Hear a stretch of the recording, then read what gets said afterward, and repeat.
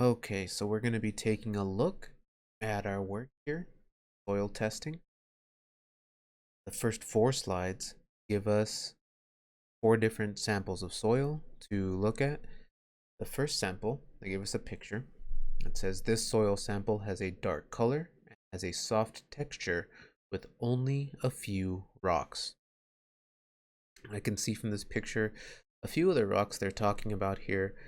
Um, because the color of it's so dark and because it says that it has a soft texture, this sample of soil probably has a lot of humus, a lot of that broken down, decayed organic matter.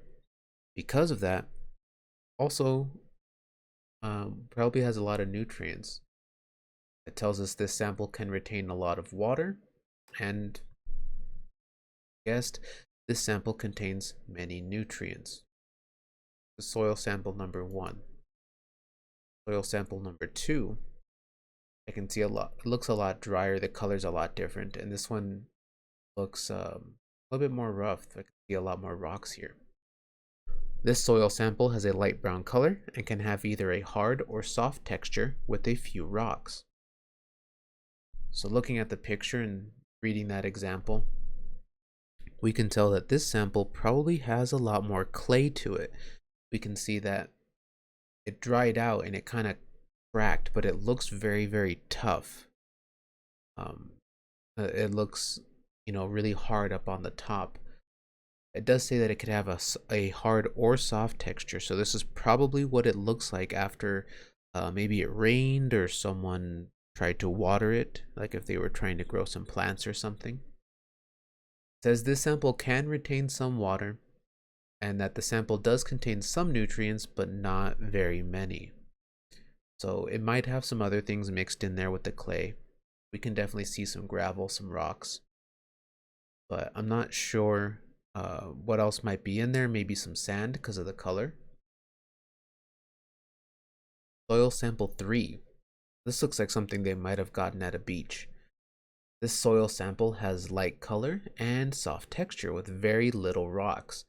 And I can see that there's not a whole lot of like big clumps or rocks or big pieces in this. It looks very soft. Um, Maybe a little bit rough, but I don't see any big lumps or big rocks or anything. This sample cannot retain very much water. That makes sense. The sample looks really, really dry in that picture. The sample contains very little nutrients, so probably not really good for growing any plants here if there's not a lot of nutrients for them to use. We have soil sample 4.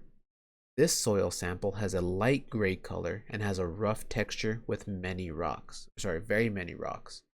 And that matches with my picture. Some of them are really small rocks. I can see some pretty big rocks. This sample of soil here. I can see some of the rocks don't really look smooth. They look a little bit rougher. It says this sample can retain very little water.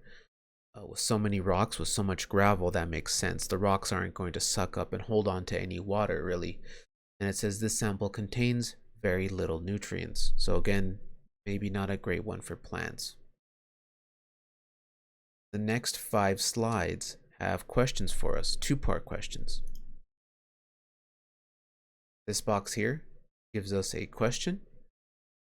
We have some answer choices, and then down here, we have a spot for us to explain our answers. If you wanted to create a garden in your backyard using one of these soil samples, which sample do you think would work best? We have a decision to make. A, soil sample 1, B, soil sample 2, C, soil sample 3, D, soil sample 4. Which one of those would work best if we wanted to create a garden? We need to take this blue circle here, move it over the answer choice that we want, and then in the box, write out why did we pick that answer choice. Slide 6 says if you wanted to create a driveway for a car that won't retain lots of water, which sample do you think would work best? So Again, with this one, we need to look back at our soil samples. Soil sample 1, soil sample 2, soil sample 3, and soil sample 4. And decide if we were going to make a driveway, someplace to park a car, and we don't want it to retain lots of water. We don't want to get mud all over the car, or we don't want it to, hold on to a lot of water when it rains and start to flood. We have to pick a soil sample, and then again, write in the box, why do we want that soil sample? Why do we think it would be the best? Slide number 7 says if you wanted to create a sandcastle, which sample do you think would work best? Again, we have our 4 choices: soil sample 1, soil sample 2, soil sample 3, or soil sample 4. Pick our answer choice and, again, explain why would we choose that sample? What would make it the best for making a sandcastle?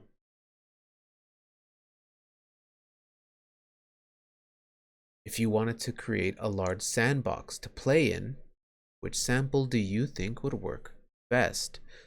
Again, 4 answer choices: soil sample 1, soil sample 2, soil sample 3, or soil sample 4. Which one of those would be the best one to use if we were going to make a sandbox? Don't forget, we need to explain why are we choosing that soil sample. Finally, slide number 9.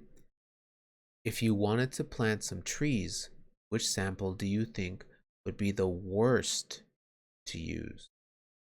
So in this question, they're going with the opposite. Instead of wanting the best one now, they want us to tell them which one would be the worst. Would it be soil sample 1, soil sample 2, soil sample 3, or soil sample 4? Which one would be the worst one for growing trees? Pick our answer choice, and why do we choose that answer choice? Make sure before you turn in your work that you answered the question on slide 5, you answered the question on slide 6, you answer the question on slide 7, answer the question on slide 8, and answer the question on slide 9. Make sure for each question that you don't just put the circle over an answer choice, that you also make sure to write down why are you choosing that answer choice? What makes that one better than the others?